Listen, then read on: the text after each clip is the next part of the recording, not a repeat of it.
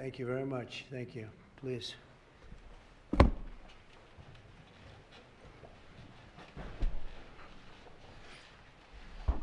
It's a great honor to have all my friends here.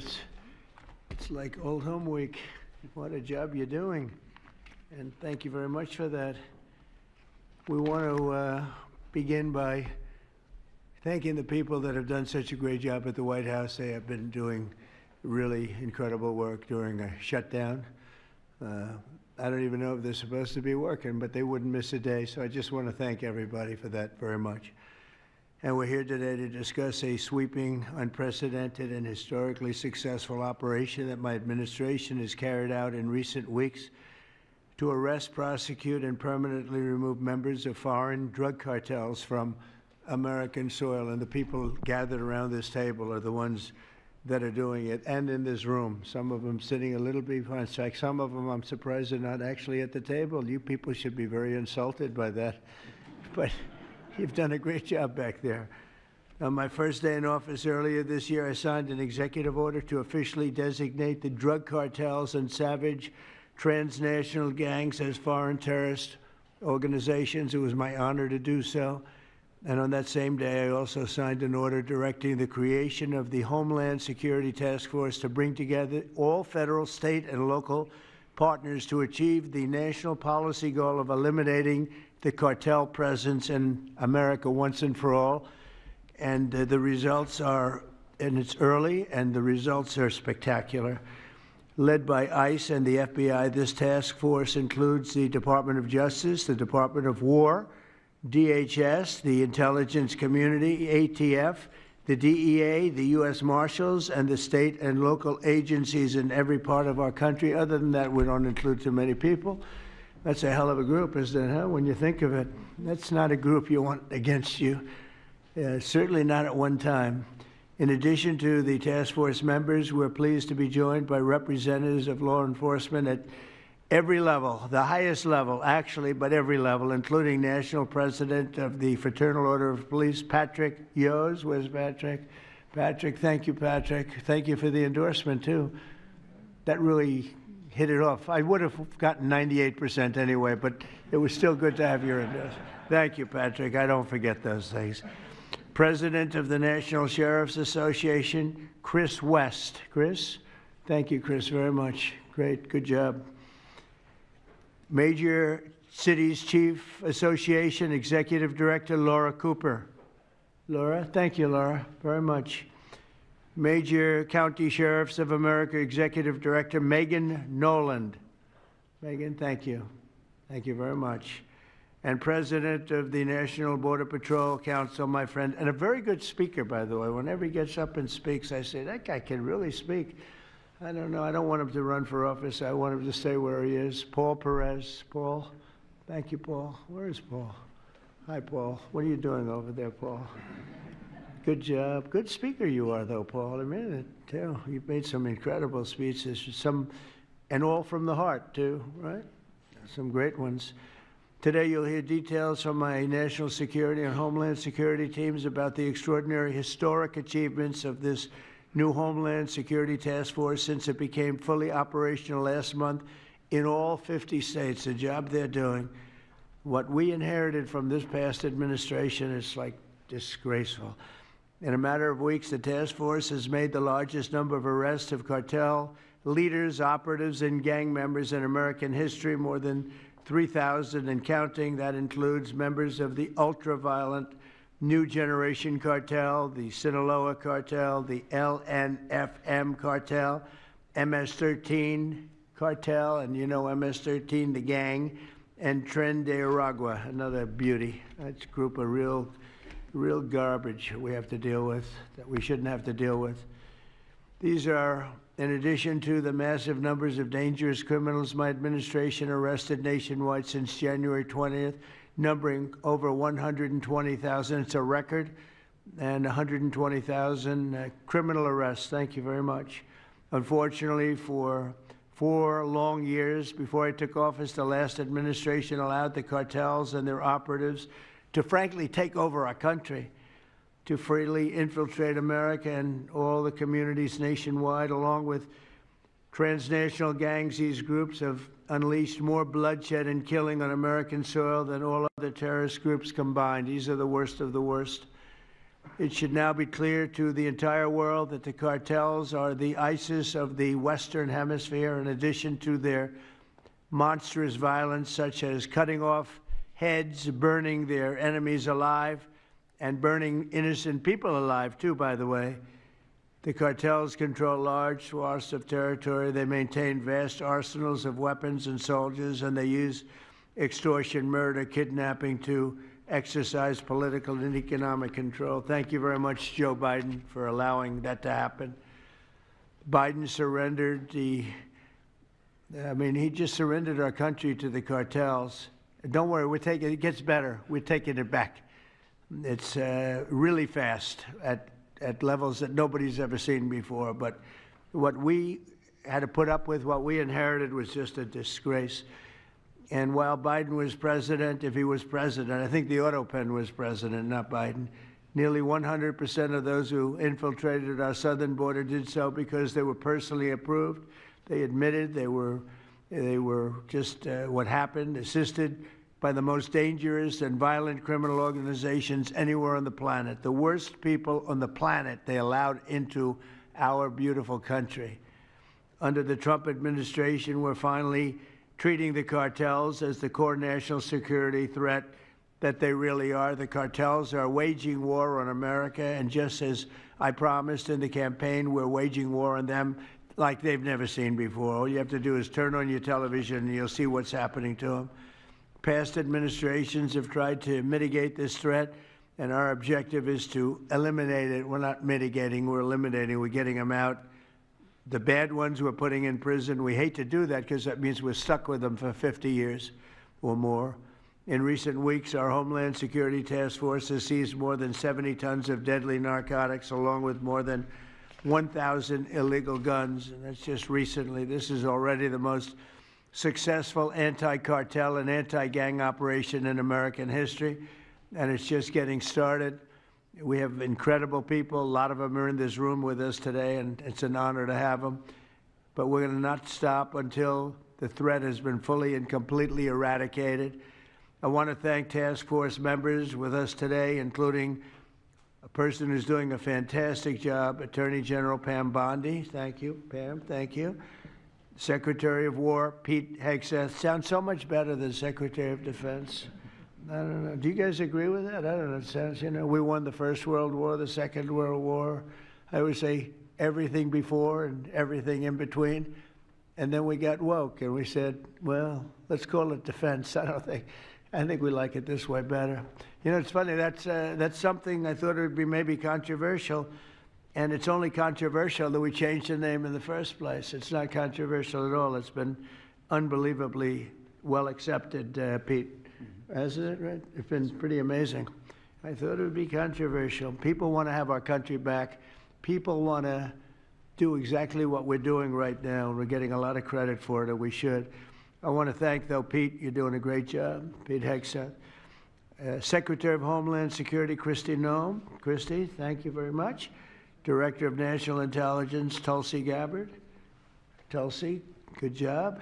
And the heads of all of the law enforcement agencies all throughout the room. You're really amazing, the job you've done. To provide additional details on our mission, I would like also to ask General Bondi to say a few words, followed by Secretary Noem, Secretary Hegseth, Director Gabbard, Homeland Security Advisor Stephen Miller. Stephen, you're such a superstar, Stephen. They called Stephen the other day a very bad name, and I said, you should sue them, Stephen. I think he will. I hope he does.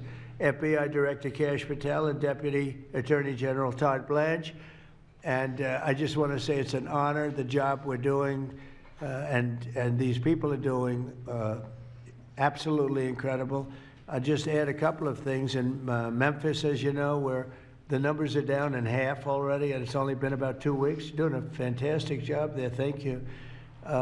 Incredible. Nobody thought it was possible. It was really it was a very sick city. It was horrible what happened there. People would go from, if you're on the board of FedEx, they would ride you 1 block to the hotel. They said you couldn't walk it because it was too dangerous.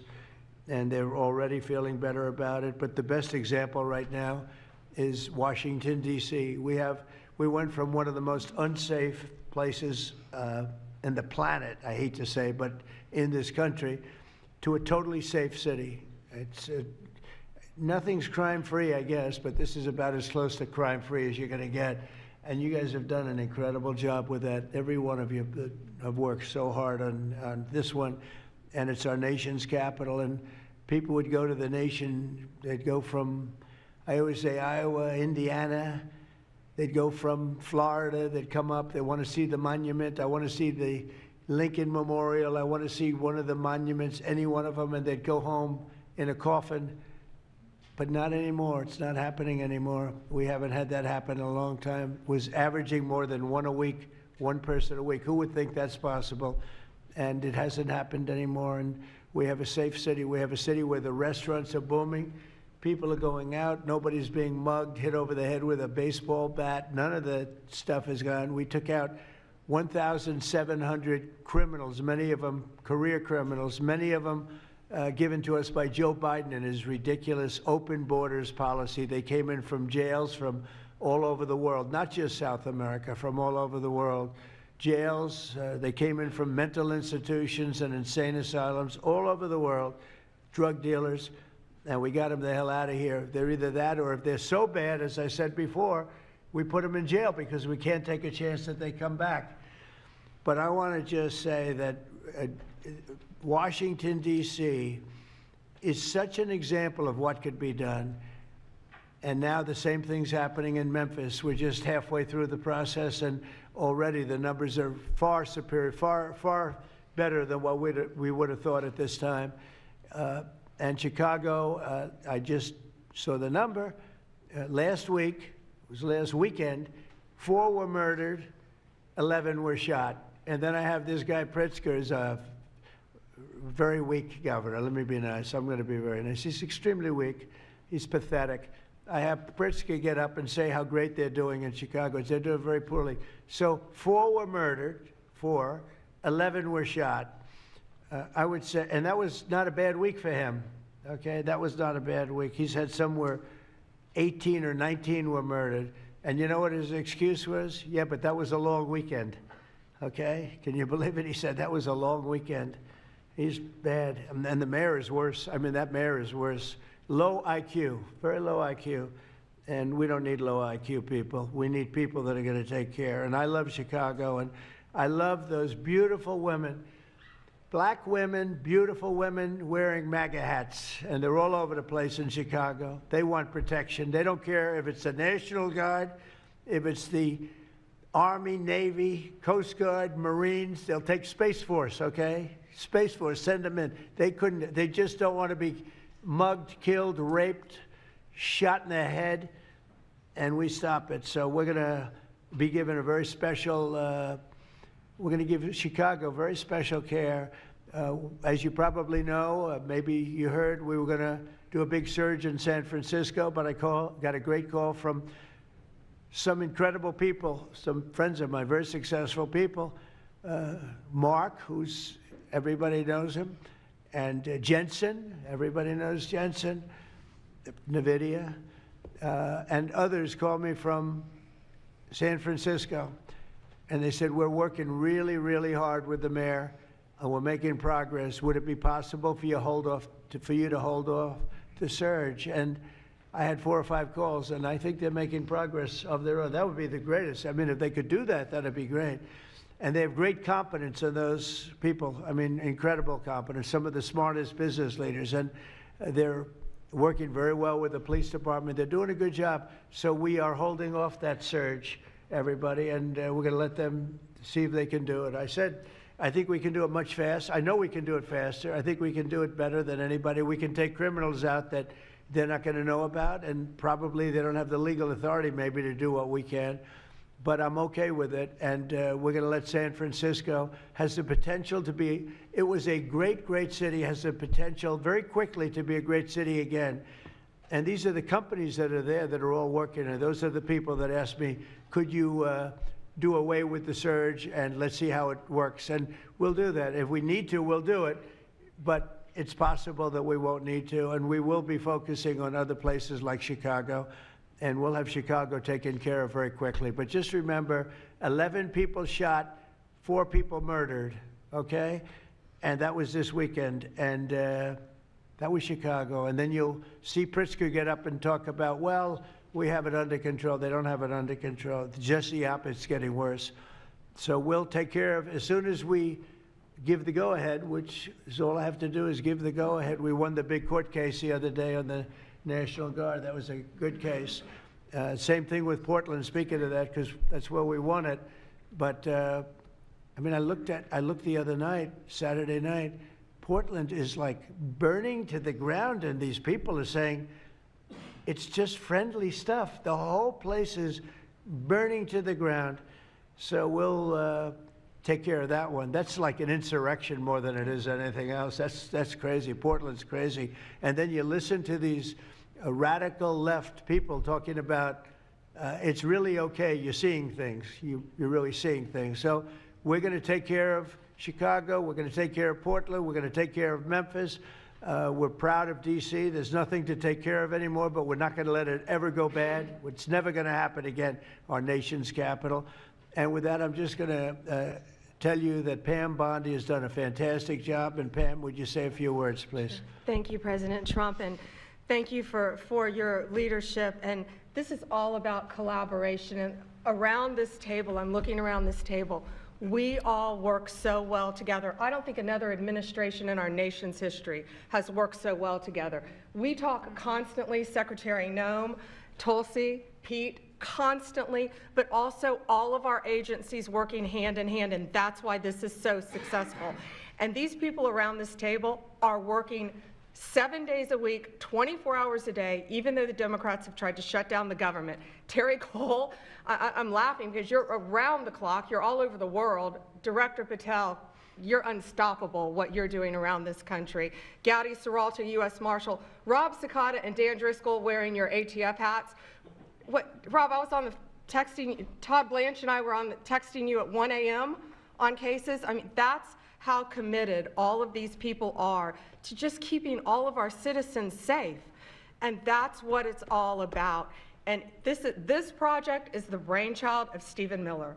And you are doing so much to keep our citizens safe, our kids safe, and get these drugs off our streets. Like the mayor of San Francisco and I are going to be meeting on fentanyl in a few weeks and working hand in hand on that. Secretary Noem spoke to him. But the results of this last month have been historic.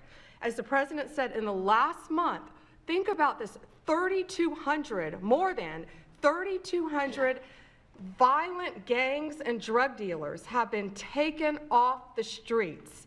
Off the streets. Now, Director Patel and all of these agencies have also been working so hard on getting the leadership. But we are getting all the gang members off the streets and the drug dealers, Sinaloa, CJNG, MS-13, and more, TDA. 91 tons of drugs have been seized as a result of this task force. We tried to put this in perspective for you. This would be filling 4 18-wheelers. 4, all the drugs just in the last month that have been taken off the streets. 58,000 kilos of cocaine. Think about a big backyard swimming pool. That would fill 1.5 swimming pools.